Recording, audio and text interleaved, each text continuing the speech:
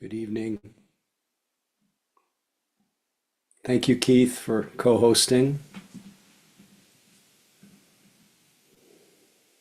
We'll wait a few moments to let people drift in. Hello, Brigitte. Welcome to Mission Dharma. Brigitte and Dan. Dan. Hi, Dan. Welcome.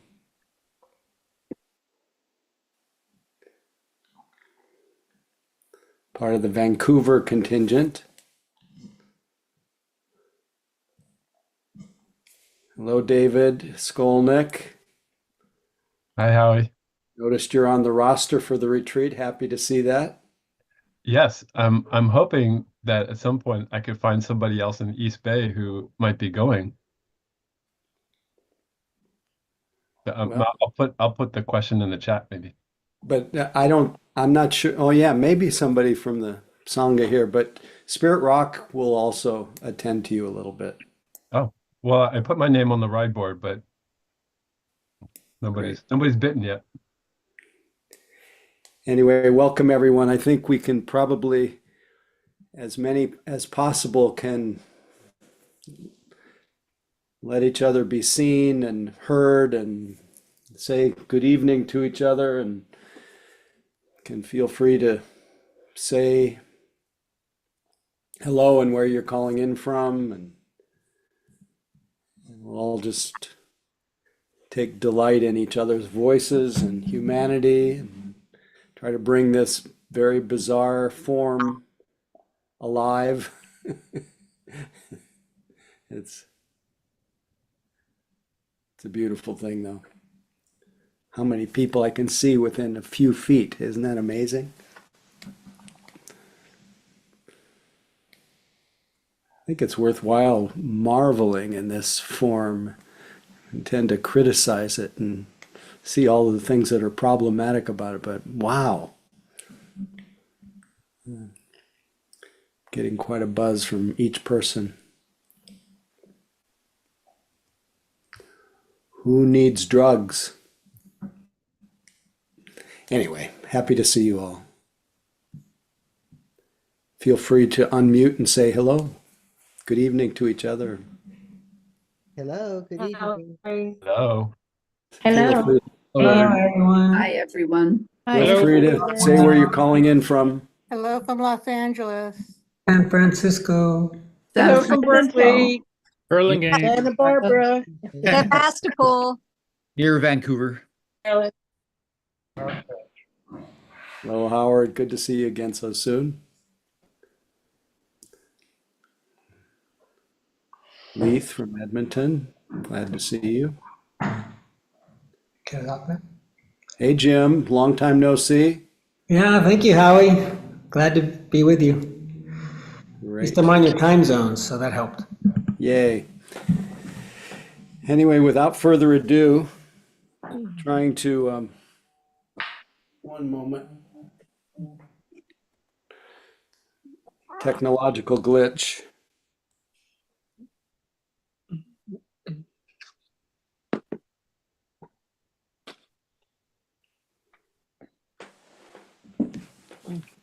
Thank you for your patience. So shall we practice together? Our opportunity today, if we haven't already, to check in a little bit more intimately, a little more continuously, step out of time, letting go of the imagined past, letting go of the imagined future, and even letting go of the imagined present, just being aware.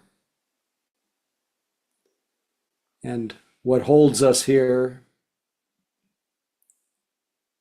is, besides the simple fact that you are aware and it is always already, call it timeless or unconditional, but what holds us here is the sense of each other, knowing that we are supporting each other to sustain attention to the present moment. And then what also will hold us here, will call us here, is this amazing, although sometimes problematic, body with its senses. So we bring together the simple fact of being aware. We let our eyes close softly and feel the dark, feel the seclusion, feel contained in the shape and the form of our sitting body, and feel that so intimately that the idea of our body goes away and there's just sensation. And there's no dividing line between sensation and being aware. Sometimes it's called one taste.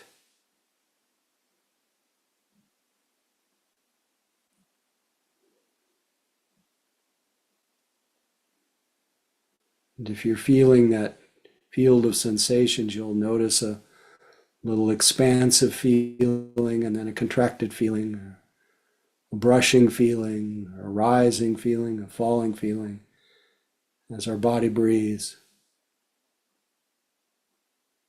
And we just let that process happen and let it guide us here to a calm abiding.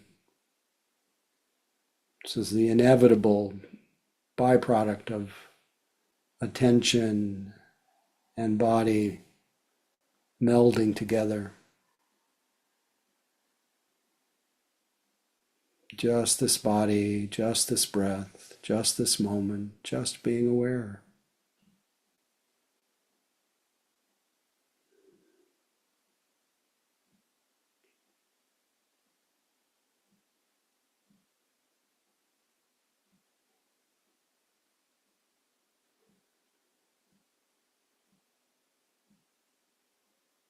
Letting this breathing body or this field of sensations,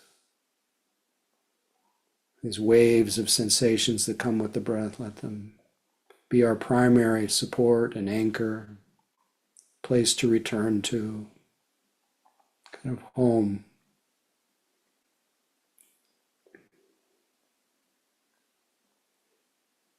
But as always, we graciously receive the sounds in your own space, the distant sounds, the sounds in your space, the sound of silence. And we welcome all the sounds, loud and soft. We don't name them or judge them, we just hear. Let everything call us here.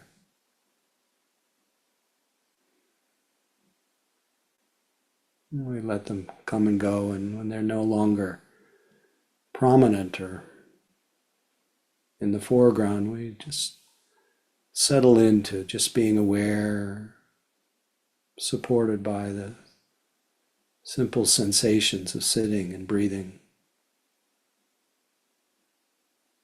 We also welcome moods like internal weather. And we welcome thoughts and images like clouds floating through this empty sky, which is our mind is sky-like, and it's just transparency, it's impartial, it's welcoming. And we let everything come and go. In this way, every experience, every changing experience becomes our guru, our teacher of the Dharma. Teaches us how to let go. Just this body, just this breath, or whatever's predominant.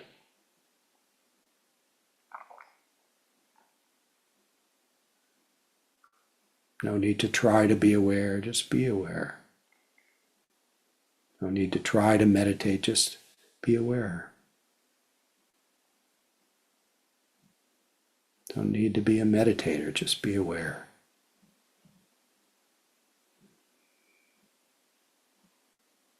And receive the presently arising breath, body, mood, thought, everything, sound.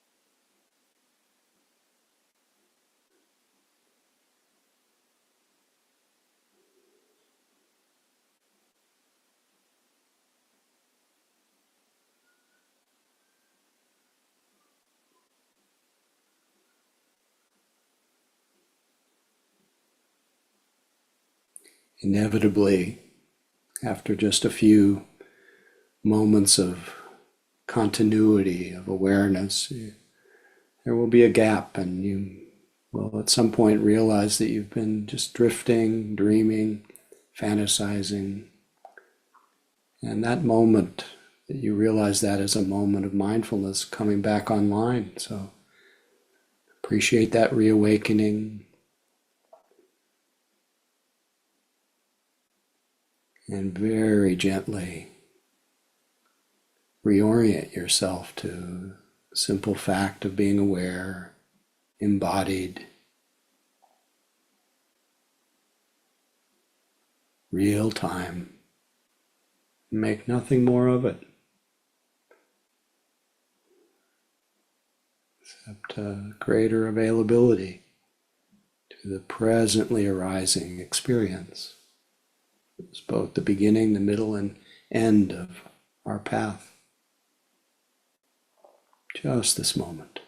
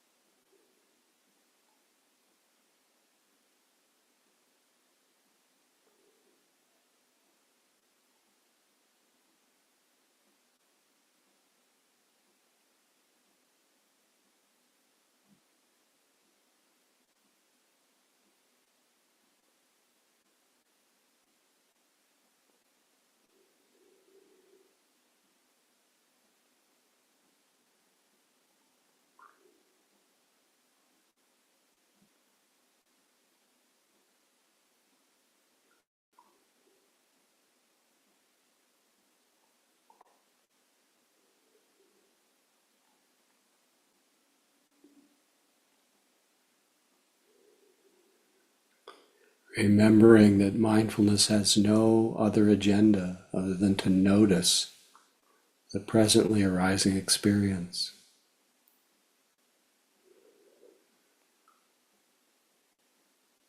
It's not trying to solve a problem, figure anything out, fix anything, just being aware of the present moment as it is. Whatever's predominant.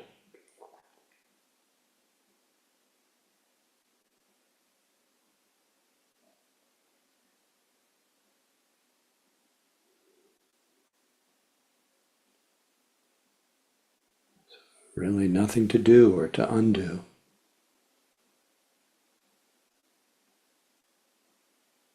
Be aware.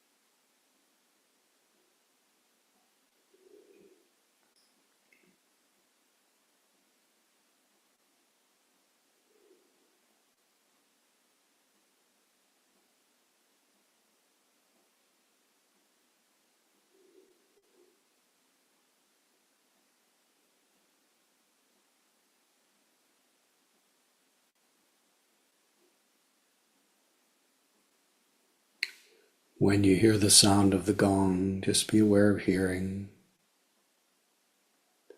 As the sound fades and you feel the impulse to open your eyes, notice that.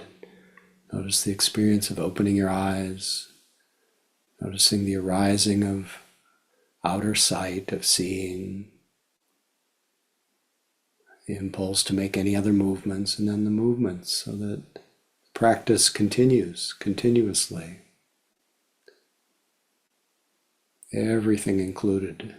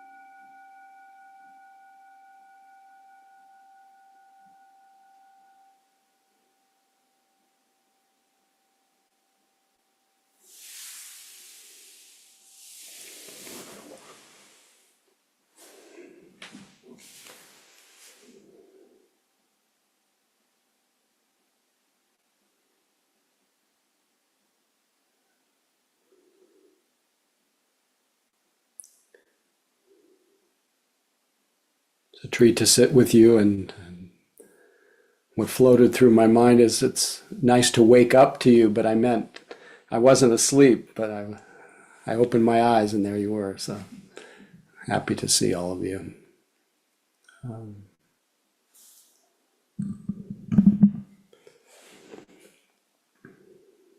Really, truly one of the great joys is to practice with other people. And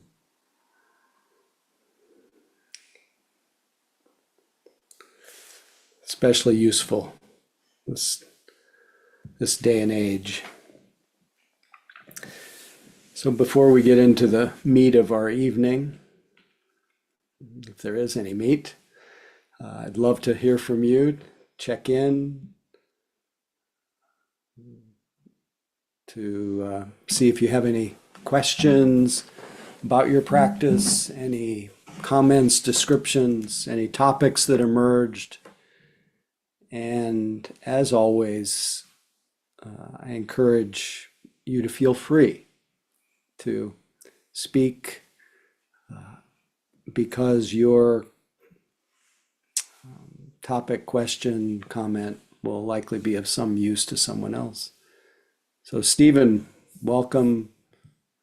Thanks for breaking the ice. You have to unmute though. Can you hear me now? Sure can. Excellent. Thank you. Thank you, Howie. My question is, I'm feeling like something's wrong with me, and I'm not sure what it is. I'm not sure whether I have a little bit of dementia. I can't tell. I'm not sure if I'm just feeling pretty directionless in life, and I'm feeling pretty depressed. And that's not my normal way of being. When people talk to me, I make total sense, but I'm just not, I just can't figure it out, and I'm in a lot of pain. Well, I can't tell you what's going on with you other than what you describe. But I imagine if I was feeling the way that you are, I would want to make sure that I'm regarding myself with a lot of kindness and not turning it into, as you've heard me talk about before, not turn any of it into a case for the prosecution, any kind of judgment or anything, but just kind, just caring. And then doing the things that tend to gladden your heart, that the things that are the expressions of kindness, which is being out in nature and making sure that you move, that you eat well, that you get enough sleep. That's a key to any sense of well-being. Be somewhat somewhat attentive to, without being critical, but be clear about what you're doing in your life that can lead, if there are things that you're doing that can lead to feeling directionless, depressed, in pain, if it's related in any way to the way you're living, but otherwise just kindness. And Yeah, I can't tell whether I have dementia, although I don't fit into any of the 11 categories at all, because I follow everything when people talk to me. I don't know, and my memory great. is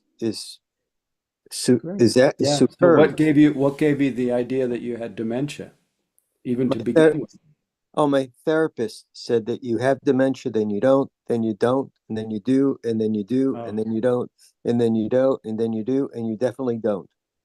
That's what you did.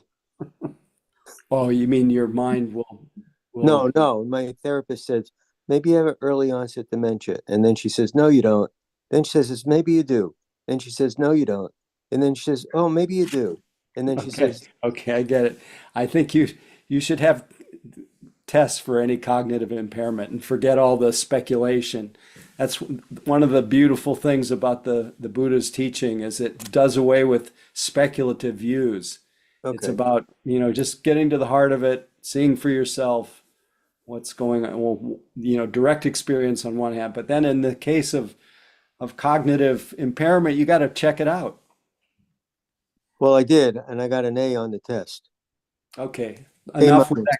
that. Enough with that conversation now. That's old news now. Okay, And I don't mean again. It's don't even entertain it if you okay. got an A on the test. Yeah, it was an informal test, but it was an A minus. I I'm passed, thrilled to hear that. So I don't know. Just feeling a great deal of rejection right now and self-torture. Well, More than that's right. usual. Again, coming back to every not letting a single piece of your hour, your day pass without a lot of loving kindness. That's what I feel. Just be very kind to myself Yeah, and don't absolutely. and don't Yeah, challenge myself to areas that can increase a greater chance of rejection right now. yeah. Just love, love, love, love, love. Okay. Do I make sense? Totally. Okay. Yeah. All right. Thank you, Howie. Be well. You're terrific. Thank you. Okay, I guess Carrie is next and then David. Carrie, Hi, Howie. How are you? great to see you. Great to Love be the seen. love the background. Ah, It thank you. it Wish I suits was you. there. Thank you. Um, as I know all have been, it's been quite a roller coaster ride since November, approximately, I guess, a month ago today or Really, tomorrow. what happened in November? Just kidding. Funny man.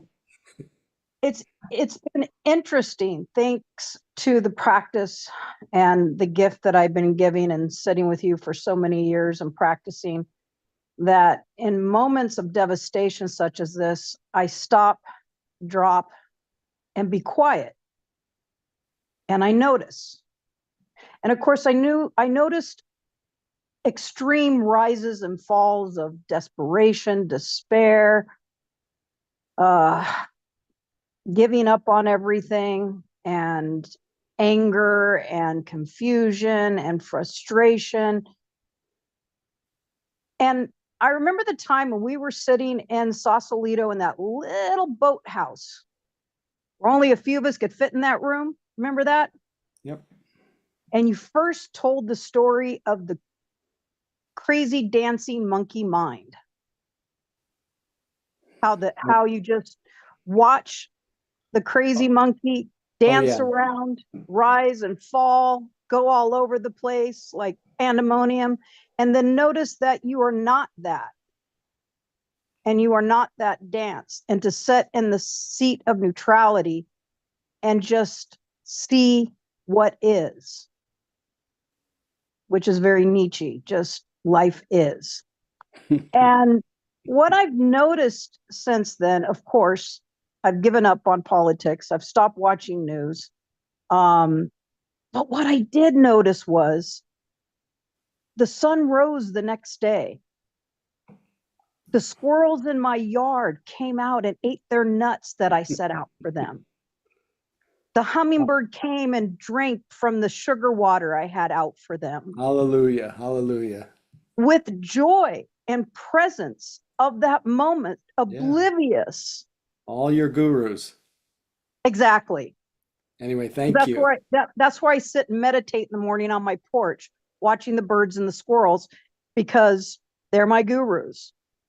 Wonderful. What I've Thank you. also noticed after all the despair had just kind of leached me so drastically, what emerged from that was this profound sense of being in the moment. Well, you don't, yeah, it's great. Don't say another word. Just rest in your understanding. I have nothing to add. It's all the wisdom I just want that's to add one last little thing. okay. I think out of this tragedy, what it has directed me once again is this is all there is right now. It's the snake eating the tail. We're in the past, we're in the future. All there really is now. And it has rocketed me, jettisoned me into just being here now and grateful for where I can bring loving kindness into my environment. Beautiful. I'm more present with that than I have been, I think, in years. Great. Thank you for sharing the good news with everyone. Because this is what the Buddha talked about, dukkha being the springboard to nirvana. You know, that the stresses, the suffering is off as this it wakes us up. So thank you for reminding us. And great to see you as always. David, please feel free. Yeah, it's interesting what Carrie was just saying. 'Cause I was gonna sort of make a lot of similar comments, actually, I guess a little bit different spin, which is um just the intensity of the dread, all the intensity of the emotions, kind of watching that diminish some. Not that I'm not as heartsick about everything, but the intensity of the emotions are not, for me, as intense as they were like in the immediate week after. And I guess this sort of phrase I sort of dawned on me one day was just I just have to hold all of it. I just have to hold all of it. It's what is. And so some of those beautiful descriptions that Carrie had, that, and then everything from who Trump is appointing to run the FBI to Biden's pardon. It's like I just realized I just have to hold all of it That's and right. not carry it. But That's why one teacher said the art of meditation is the art of making space. So we make space yeah, for the whole, as Zorba put it, the whole catastrophe, everything. exactly. Anyway, glad you're glad you and Carrie are both describing finding your equanimity, your balance, your presence, your simplicity. It's great. And your capacity. Excellent, excellent. It's all we can do and love.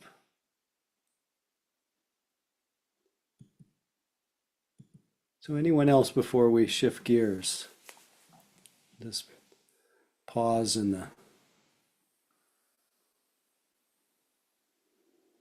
collective wisdom. David, last but not least.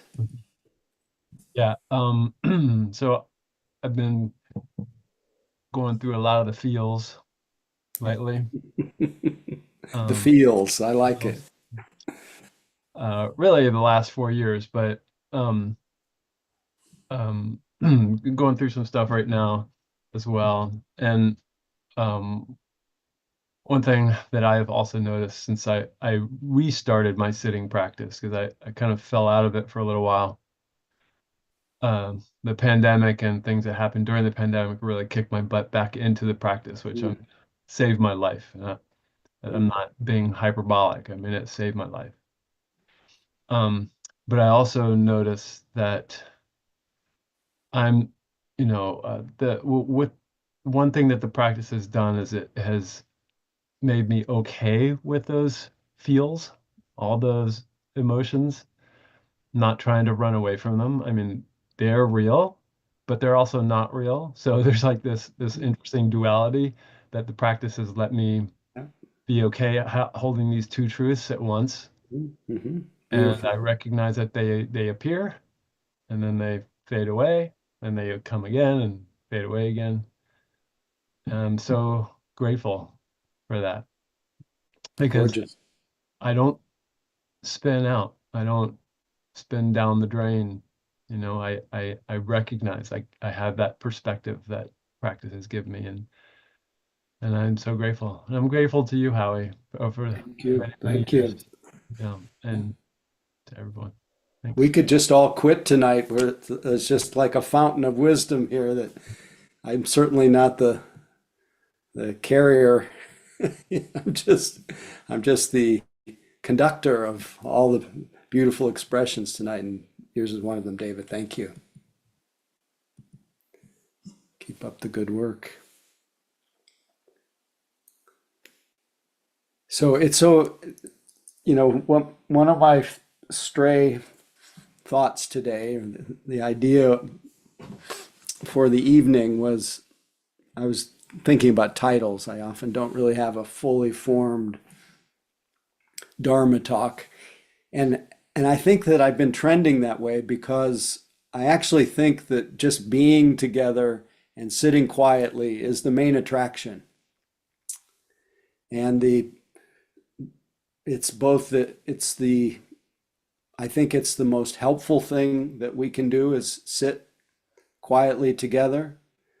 I think it's the greatest balance for our nervous system that gets really jangled, dysregulated through being so obsessed with time, what's next, what's going to happen in our country, all those things that are natural responses of the heart to the uncertainty and the trends and the feels.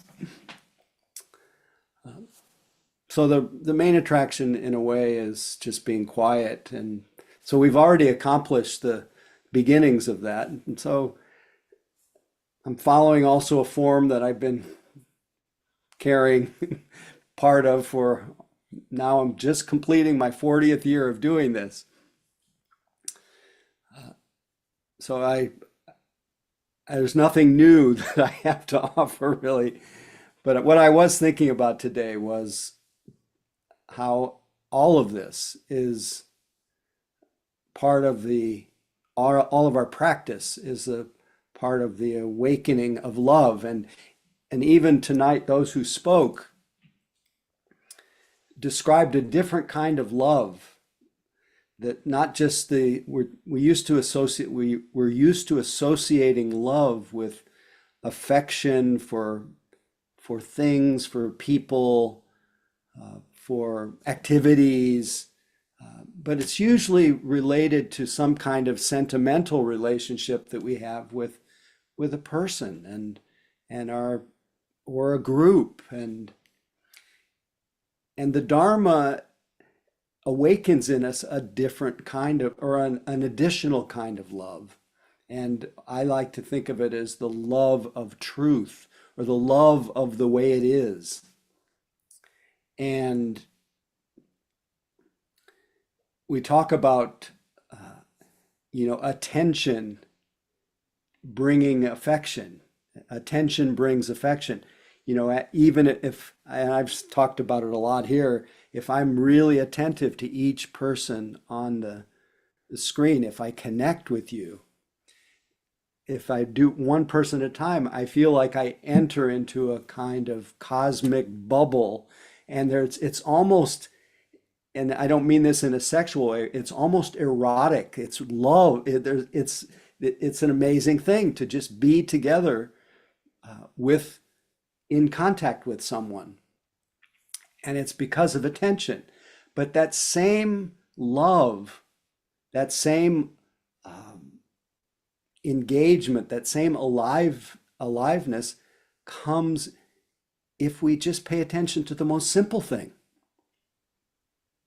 And it could be a mood if there's attention to it. And attention, as I mentioned during the sitting tonight, attention isn't trying to figure anything out. It's not trying to do anything or undo or fix. It's just attentive, and it's a kind of listening. And there's something that naturally expresses itself when I see more clearly, you in this case. But it can happen with walking. In leading retreats all through the years, there's always a little extra teaching involved in offering walking meditation. Because for most people, the idea of it is, not much going on here. You walk to and fro, and of course that's the point, to remind you that you're not going anywhere, that the point is to arrive in the step you're taking. And you have to say it because most people think walking. That's not meditation, it's just walking.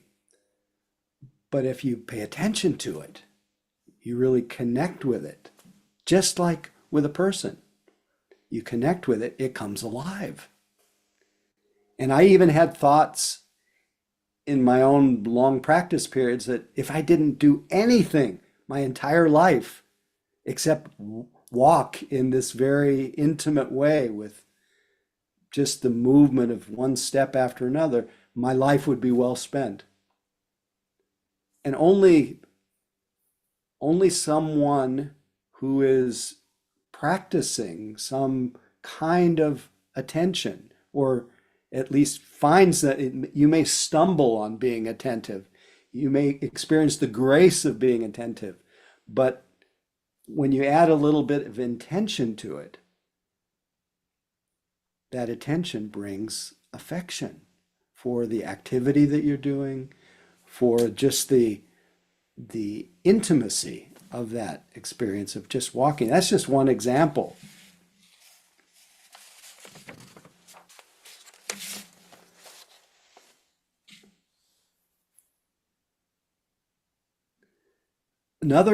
It's not always the beautiful, magical, intimate truth of the way things are that emerges, that kind of affection. Sometimes as David, as Carrie, as who else spoke now? I've forgotten now. Stephen, when one is attentive to the painful truths, that also brings affection. Lately, because of my travel schedule, it's absolutely crazy, the amount of travel that I've been doing to lead retreats, and each one is joyful and wonderful, and I have a beautiful blessing of being able to sit with people and slow down and connect. But the effect of it is I've been away from home a lot, and I've been away from being in the company of my wife, who I love to hang out with. And I've really been feeling the blessing lately of that great good fortune of having a partner to be with. But I've been alone a lot lately. And I notice that when I'm alone, I'm like a tornado.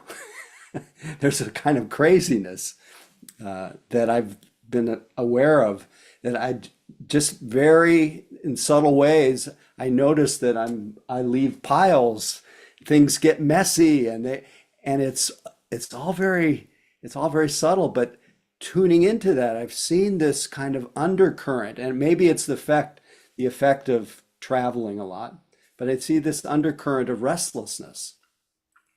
And I don't want to admit that about myself, that there's this kind of internal restlessness, but to see it though gets me excited. It's the kind of love that I'm feeling for being aware of things that I might not notice otherwise. And I'm sure that I've had other people tell me, living alone or being alone a lot, you learn a lot about yourself. That's kind of a common expression. But even those painful these things about yourself are things that when you exaggerate, I'll speak for myself, when I don't exaggerate, when I say something to impress as opposed to whether it's really a wise thing to say or whether it's really useful, whether it's really timely, where I might be driven by some less wholesome intention. I don't like to see that, but I'm happy I saw it, and it actually brings a certain appreciation and love of the truth of the way it is, the way it shows up. And of course, I don't want to land in any view about myself. I don't want to land in thinking I'm this way or that way, but as it presents itself, those changing conditions, those repeating patterns that David spoke about, it's a beautiful thing to see them. It's a form of love. So all of this is not something that we usually associate with love, because usually I want to be in love or just love doing something or love objects, but loving truth is a palpable sense of the heart being engaged, and so I'm kind of excited about that right now. The love of truth. I wanted to just put that out and see if there's anything. So many byproducts of this attention and the way it brings affection. Well, first of all, if there's a lot of attention, even though I just spoke of noticing kind of mental patterns, those aren't necessarily me or mine. They're just patterns. And the more that patterns are seen, or the more things I attend to, there's usually a lot less of me and much more of whatever I'm attending to. And so there is a, with attention, with that kind of affection, there's a cessation, there's a kind of fading of self-preoccupation. And so if you are, and this is good maybe for Stephen, if you are dwelling in a kind of misery, one of the great antidotes is, one is loving kindness, as I mentioned, but the other antidote is just pay attention to simple moment-to-moment experience. When you go to the grocery, when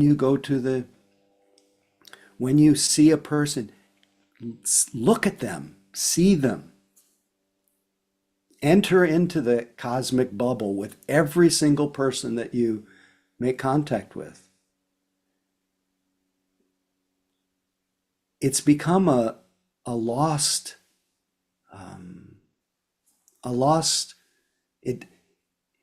it's a pattern that doesn't seem part of our very speedy life. Our distracted life, our social media, our streaming video, just looking at each other, seeing each other. or all those other things that I talked about, just your steps, just your food, just your sensations in the body. Everything cuts through the pattern of thoughts that that often are just filled with the personality view and the story and the past and the future, and we miss the real source of love, which is just this sense of immediacy and intimacy with life right where it touches us.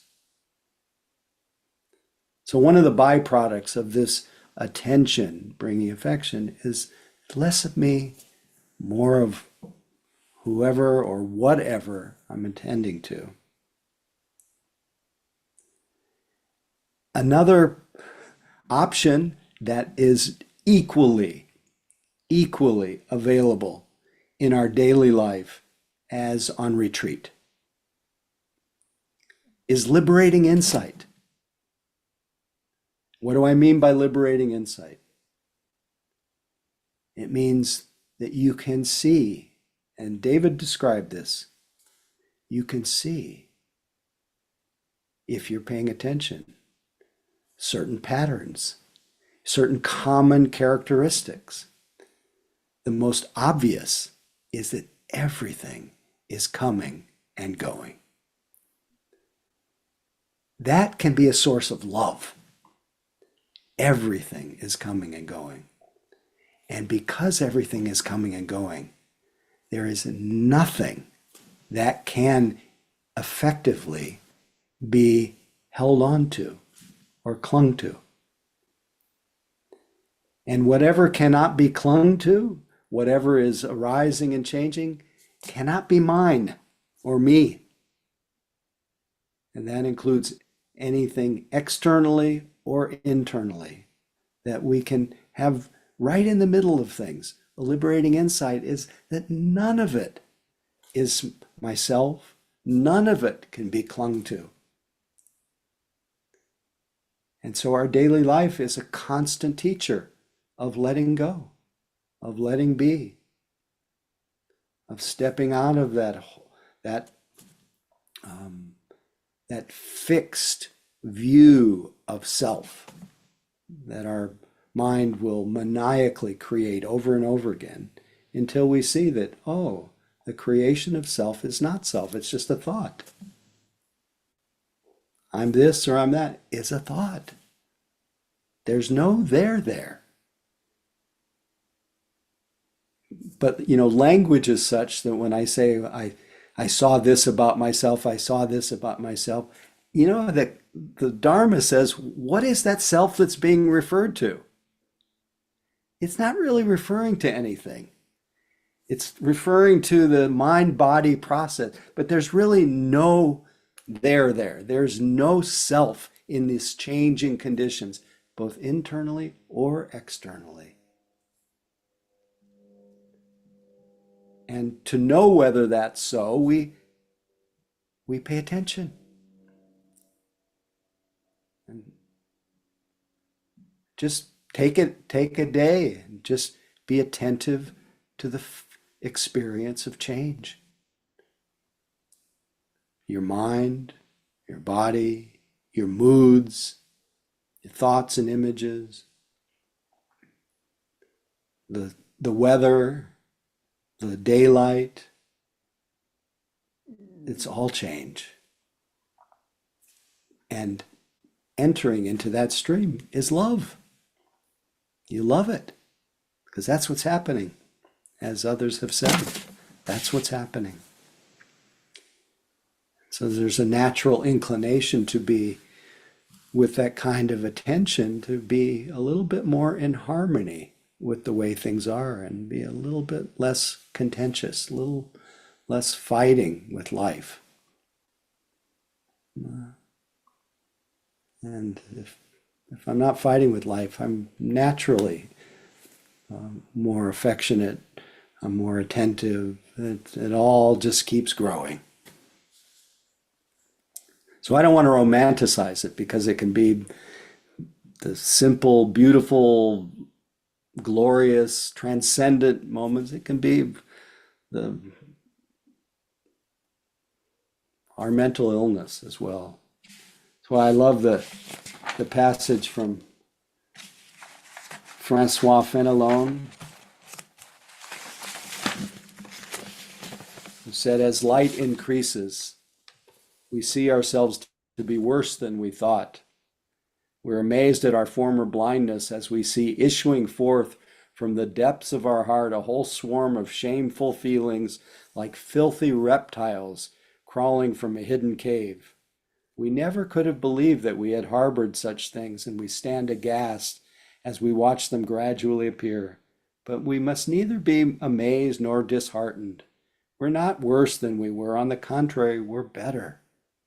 But while our faults diminish, the light by which we see them waxes brighter, and initially we're filled with horror.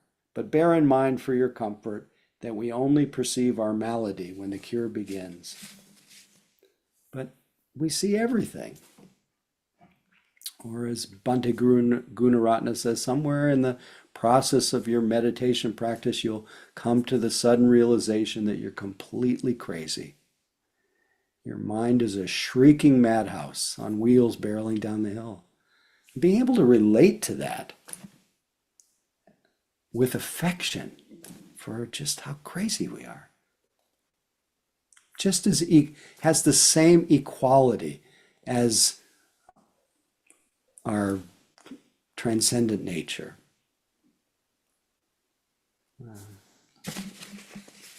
He said, "No problem that your mind is a shrieking madhouse." He says, "It's always been this way, you just didn't notice." So I think that's all I have. May your attention increase. May your affection flow from your attention. May we all grow in love, compassion, and may we all celebrate the attention and affection that flowed from the South Korean people today, who, I don't know, it's okay if you haven't been attuned to the news, but a very Trump-like character declared martial law in South Korea, and the people rose up and they had it undone. And it was a beautiful thing. And that's us. So may it continue, may it increase, may that kind of good-heartedness never wane. Thanks for your attention. And Keith, I'm not sure if you're the one making Yes. announcements tonight. Anyway, thanks so much for your attention. And I might have a few things to piggyback with you in announcements, but please feel free. Right. And please So hang out if you can till we're just done. a quick reminder about Dharma. In the Buddhist tradition, the teachings are offered freely because, well, they're considered priceless. And Dana is the engine that keeps that flowing from week to week, decade to decade, for the last 2,600 plus years. The teachers freely offer their time and wisdom, and we, if we're able, offer our financial support. It's a way we can express our affection and gratitude for the teacher, and to show our care for each other and ensuring basically the teachings can continue on for years to come. So I put in the chat, there are multiple ways to give Dana, PayPal, Venmo, Interact. There's also checks, but anything that you can give, feel that generosity and have it come from your heart. And then the other piece I just wanted to mention, and I'll add this in the chat as well, is there are a whole set of events coming. Uh-oh, we lost you, Keith.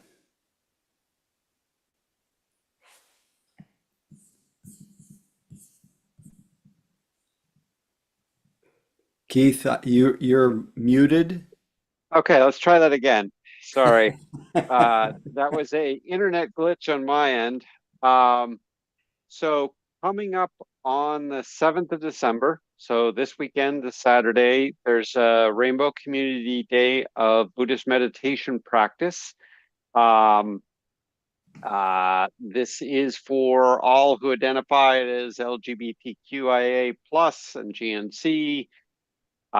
This will be in person at the SF Buddhist Meditation Center, and Anushka Fernandapul and John Martin will be leading that. I think it's 10 to 4, and I'll post a link in the chat. And then Howie also has a day long this Saturday from 9:30 a.m. to 4, entitled Still Life, which is one of those wonderful titles that you can take in about 16 different ways. So very inviting. And that's from 9:30 to 4 Mountain Time. So I guess that would be for us 8:30, well, 8:30 to 3 Pacific. And it will be in person in Tucson if you happen to be there. And it's also on Zoom. And again, in the email that was sent out is the link. I'll also try to post that. And then looking ahead to December 14th, Howie is leading a hybrid in-person and on Zoom from 10 to 3 day long, Loving the House That Ego Built. And then that's at Spirit Rock. Spirit Rock, yes. And then in January, there's an online only retreat, January 15th through 19th, Feeling the Heart, Awakening Insight. So lots of opportunities to practice here. Take a look at the email, or I'll try to post this in the chat. Thank you, Over to you, Keith. Howie. Thank you. Nothing to add except come one, come all. I think the Anushka and John event in San Francisco will be terrific. They're great teachers, so really be there and come to Tucson this Saturday. If you're in Tucson, obviously come in person and there's information, and it's fun to stop in virtually to another community. And we've been doing a little cross-fertilization with the Canadian communities all through COVID, and it was really fun to have these different communities converge. So if you would like to meet with the Tucson community, come to the retreat this weekend, online or in person. And thank you so much for your practice, for your support, and I want to invite everyone to unmute and say good evening, good night to each other. Anyway, thank you. Thank you, everybody. Good night. Howie. See you next time. Good night, everyone. Thank you, everybody. Thanks, Howie. Howie. Good night, everyone. Good night. Thank you. Great to be with you. Thanks, Keith. Bye-bye. Howie. Good Thank you, night. Howie. Where's Melinda? Big love to all. Big love.